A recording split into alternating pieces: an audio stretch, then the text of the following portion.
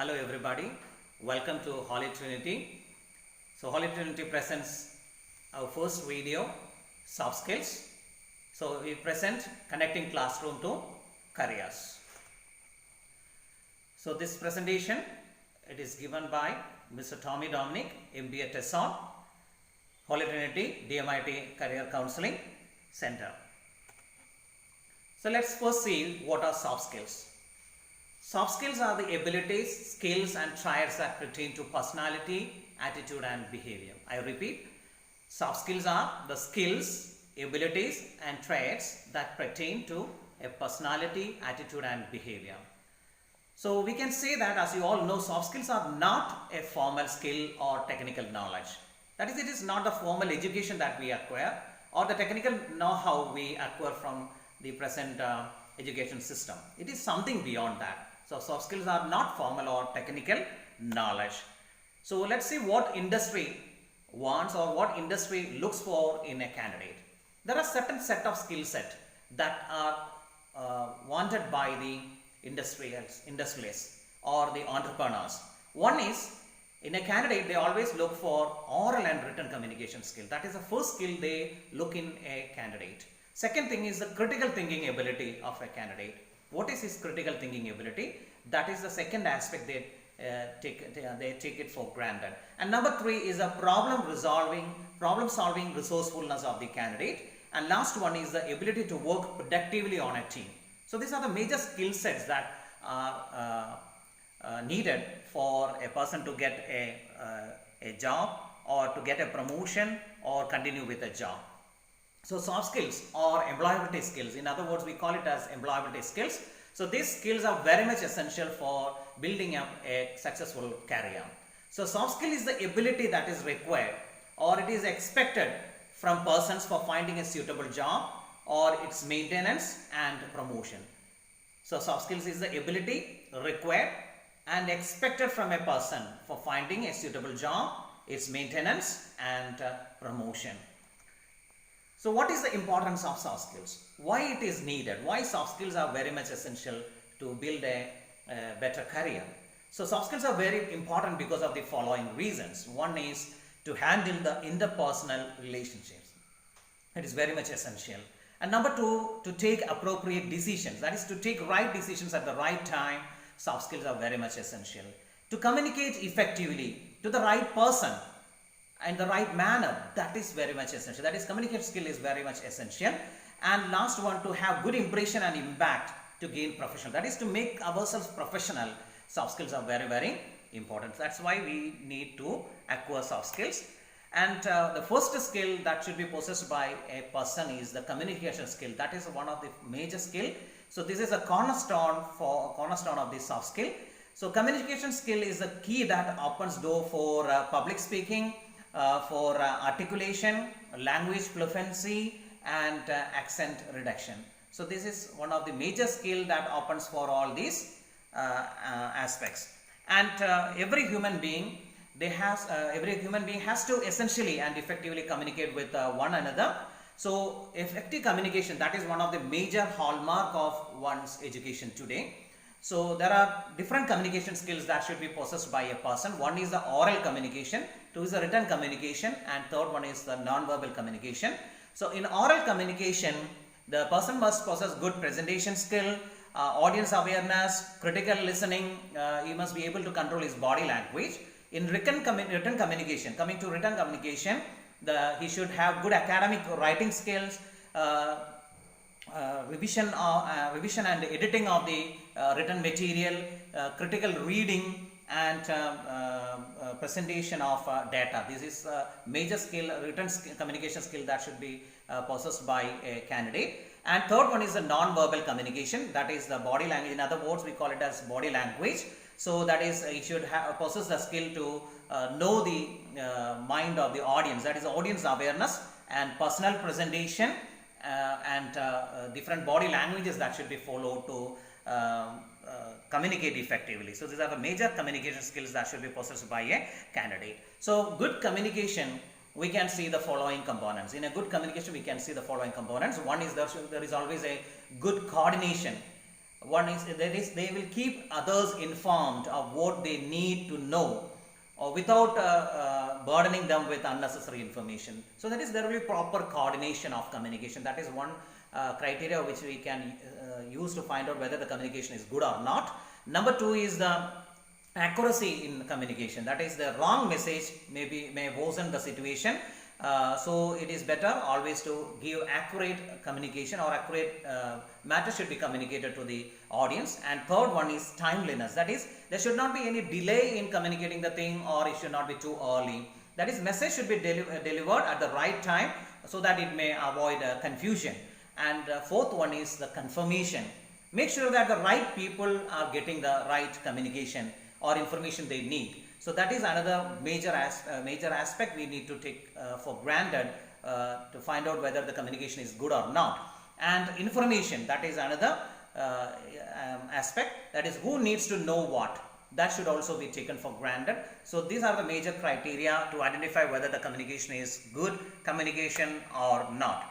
So the ability to speak fluently, using the right word at the right time in the right order, can be clearly defined as good communication. So what is good communication? So this can be used as a definition. Though we can define it like this. This is the ability to fluently speak using the right word, in the right order, and in the right manner. That can be called as good communication. And also giving messages using appropriate vocabulary or syntax that form the effective communication, effective communication. So the second soft skill that should be possessed by any candidate is body language. So body language, or body languages, there are different body languages like postures, head motion, facial expressions, eye contact, and gestures. So all these comes under the body language. So let's see what are the major features of body language. So we know that face is the index of mind, and it clearly displays a person's interest. So by looking at the face, by looking into the eyes of a person, we can clearly tell what he is thinking in his mind. So that is the importance of body language. So body language, it clearly tells to the audience what we feel about ourselves, or what we think about a particular matter. This clearly we communicate through our body language. For example, now when somebody is saying something, when a person nods his head, it clearly exhibits that the person is either understanding it, or he may be may not be willing to cooperate, or he may not be able to know the he may not be willing to agree with the idea that is propounded by the other person. So that is what we can see, that is what the interpretation we can give by looking at the nodding of one's head.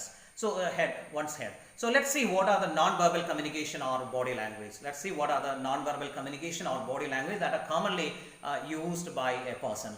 One is the posture of a person. One is the posture. For example, when a student is sitting in a class, and if he is slouching, that clearly exhibit that the student is not having much interest in the class that is going on right now. So that is evident from his posture. So that is one example for posture.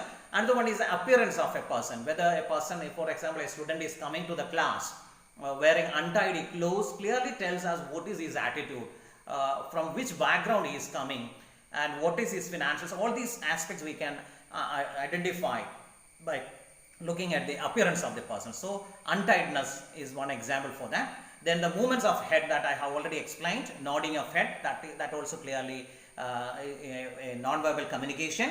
Again, hand movements, that is how the person moves his hands, in which direction he is moving, whether he is using his fingers or the thumb, what kind of movements he is adopting by using his hands. That clearly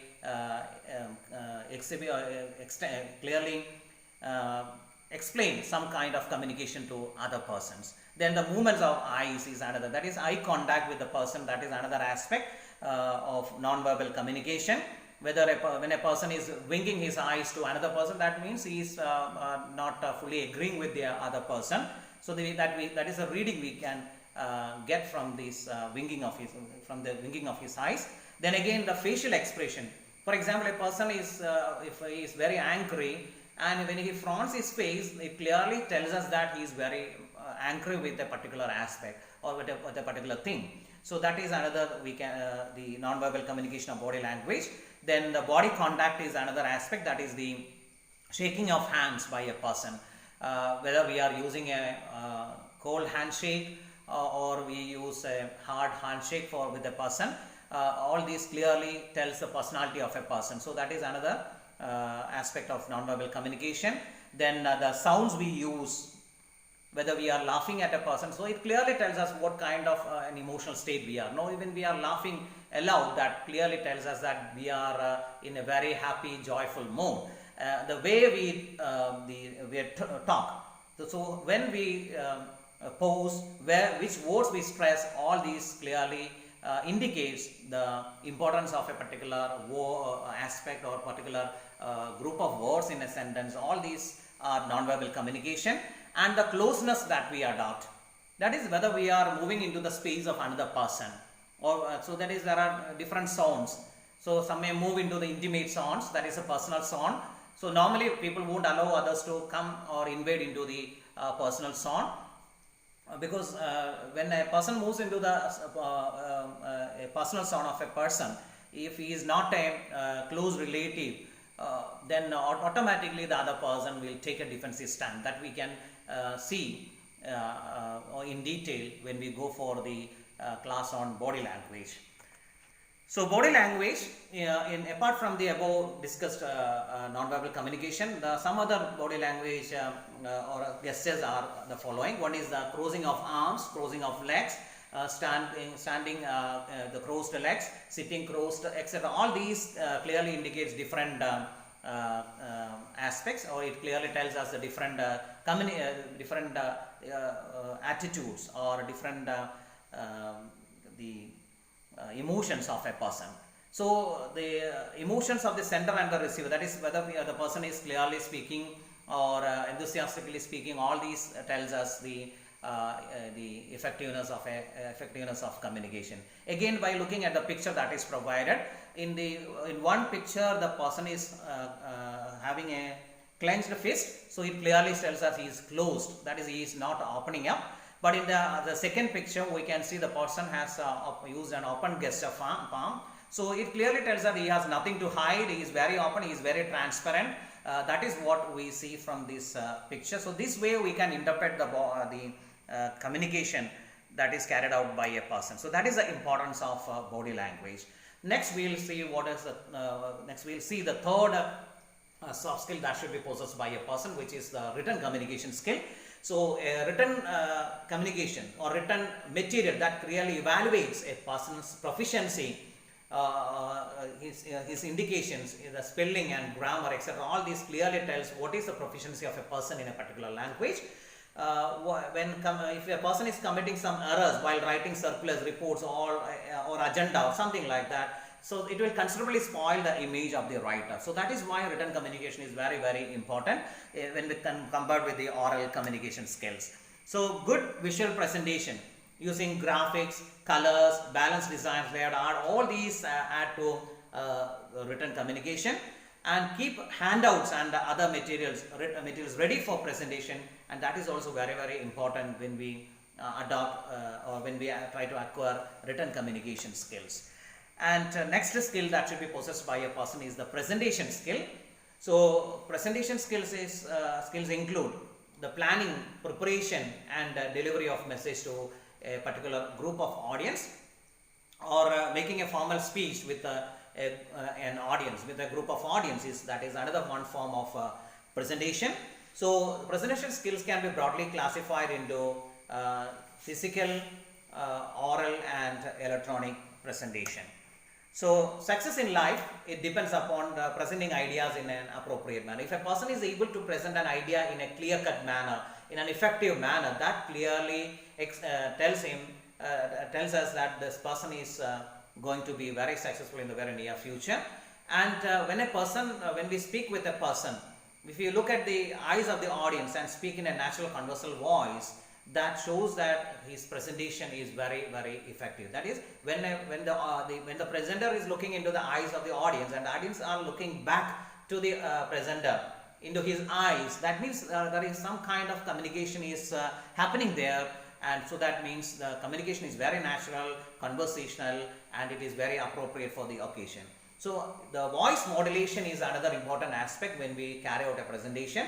Appropriate voice will make the presentation effective and interesting. So we need to modulate our voice depending upon the context and the situation, or the keywords that we use in the presentation. So based on that, we need to modulate our voice. And next thing is in communication presentation skills, the major thing that should be taken for granted by a presenter is that he should ask for the feedback of the audience, because this is very, very important. Because if the audience are not getting a bend of what we are expressing to them, definitely we need to make some changes in that. We need to change the presentation accordingly. So feedback is very, very important, especially in a presentation. It is very important for the presenter to stop occasionally and ask the audience whether they are following what is delivering to them, or whether the audience is understand what you have said. So that is very, very important in presentation skill. Next soft skill that is needed by a person is the teamwork. So people of different gender, or different age groups, or different qualification, status and skills, they come together with a common objective to accomplish a task or accomplish something that can be called as teamwork. So any organization, the success of any organization depends upon the coordinated effort of all these team members.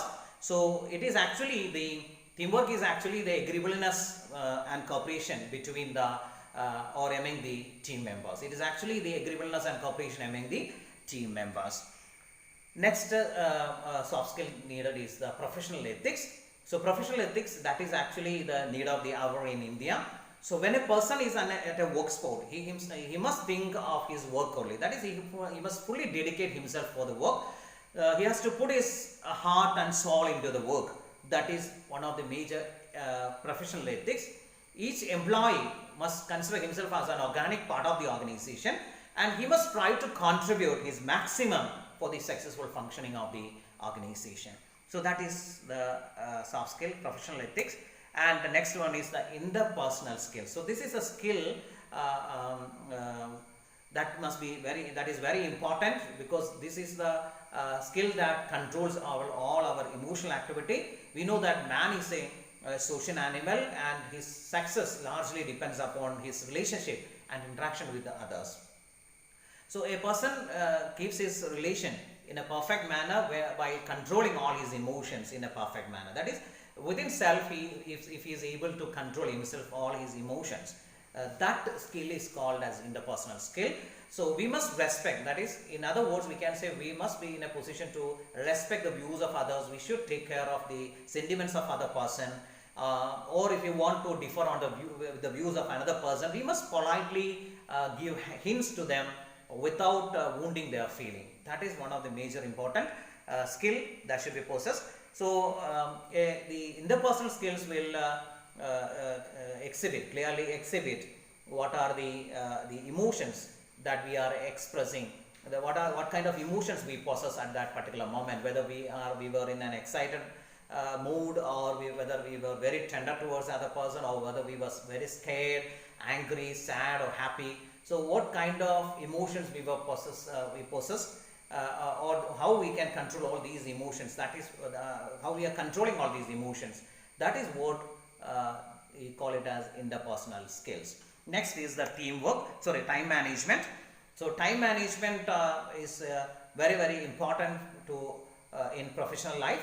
One is there are different kinds of work that we need to carry out. So all these works should be carried out without much delay. And so there are some the work can be classified into different kinds, like very urgent work, urgent and important. So we need to prioritize the work. We need to prioritize our work and schedule our time accordingly. So we need to carry out the important work that should be carried out first, and it should be given more importance.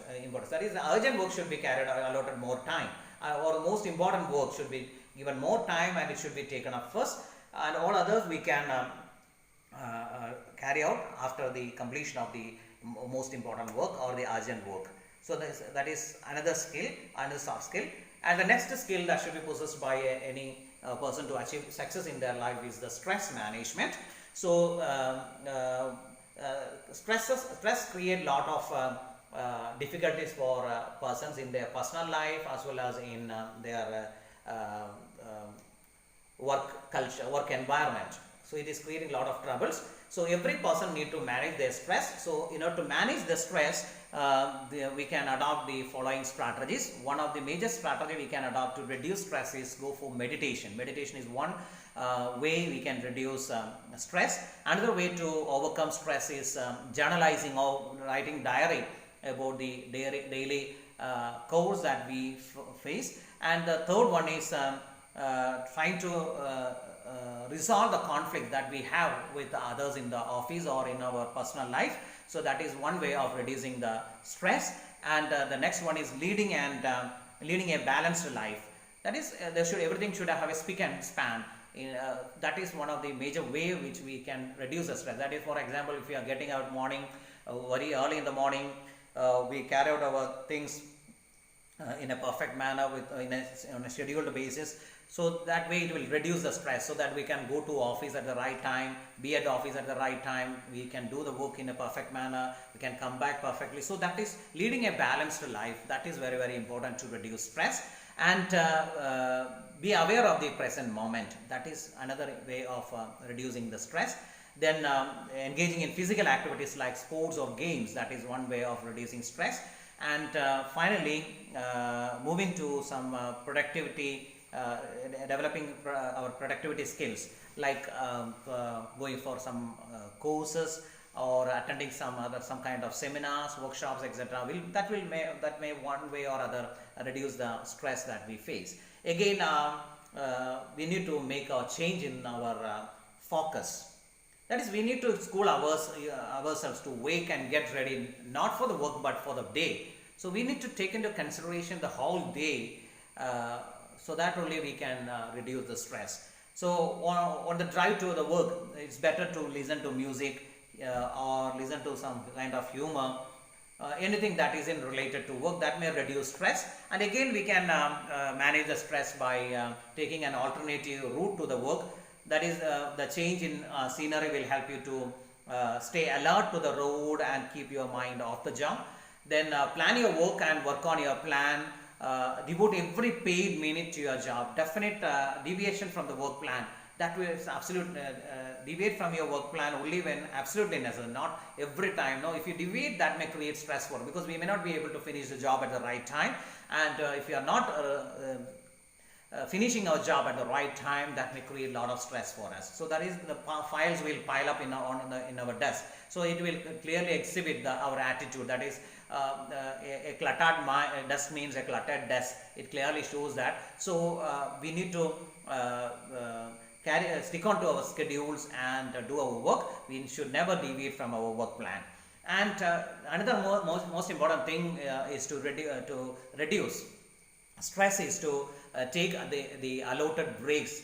Take your allotted breaks. That is, remember, the opposite of the stress is relaxation. So don't work throughout your through lunch or coffee breaks. Don't work. So give a break. That is very, very. That is why in schools also we are giving breaks.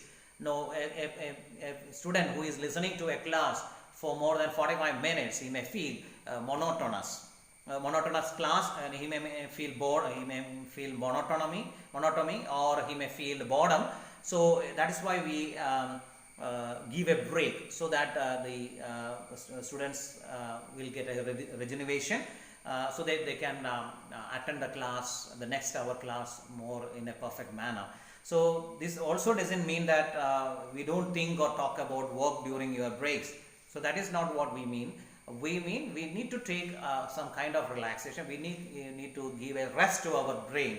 That is what we mean by taking the allotted break hours. So that is one way of stress managing. Again, just as we planned, we need to carry out our plans. We need to carry out our plans. plan your time away from the work. We need to, at the same time, like what we schedule for the work, likewise we need to plan our relaxation time also. That is we need to plan your time away from the work. And at the day's end, leave the work behind you and focus on your plans for the evening. That is, we need to work to live, not to work. We need to work to live. That should be the axiom or the proverb that should be born in our mind. So relaxation away from work means less stress and a better day tomorrow. So that is one of the major. That is why we tell students to sleep at least for 6 to 8 hours after their daily course. So that is very important, so that they will get regenerated the next day, so they can listen properly, they can understand concepts and learn things very quickly. Again, another way of reducing the stress is to, instead of taking coffee, drink water, juice or electrolyte infused drinks.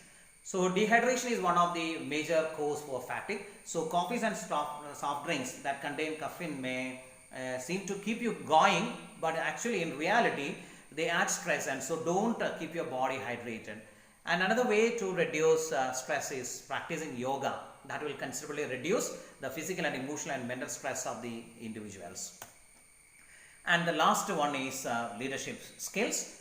So we know that a leader is a person is one who knows the way. A person who knows the way, he goes the way and shows the way. Such a person can be called as a leader. So leadership skill, that is one of the major important skill that should be possessed by every person who is looking for a better career or employment. So leaders, executives and managers, they need to be very clear about what they expect from others. They always should have a clear expectation about others, and they must trust in themselves. That is one of the major things that should be borne by a good leader. He should keep smiling, and he should share and stay together with their colleagues or his juniors or seniors, whatever it may be. And a leader must be always willing to learn new things. That is one of the major important quality that is needed for a leader. You should accept responsibility for yourself and for your action. That is, a good leader always stands with these followers or disciples. So that is what we see. So acceptance of responsibility, that is one of the major important quality that we can see in a good leader.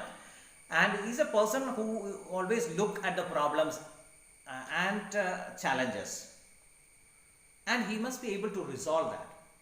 So if a leader is very good, he always identify the problems in advance.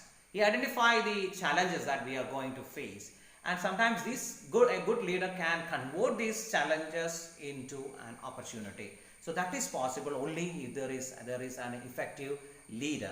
So that is very, very important for every organization to achieve success. Good leaders are very much managers and the CEOs of the company. All these persons are having these kind of qualities. That is why they are able to succeed in their life. And the last quality that must be possessed by a good leader is he must be always grateful to others, because it is not because of his potentiality or because of his capability he is able to carry out a task or achieve something in life. It's because of his colleagues, or maybe because of his subordinates. He might have able to reach at or take the company or any organization to a particular level. So men usually make history and not the other way around. So men always make history but not the other way around. When there is no leadership in the society will come to a standstill. That is what we can commonly see. If there are no proper leadership, the society will come to a standstill and there will be no progress. So progress will happen only when a courageous and skillful leader sees a particular opportunity and make necessary changes in things for the better. So that way only something could be achieved. So with this I stop my presentation. Thank you all for patiently listening to my presentation, and please subscribe my channel and also please press on the bell icon so that you will get the notification whenever a new video is uploaded in our Holy Trinity channel. So thank you all for listening. Thank you all.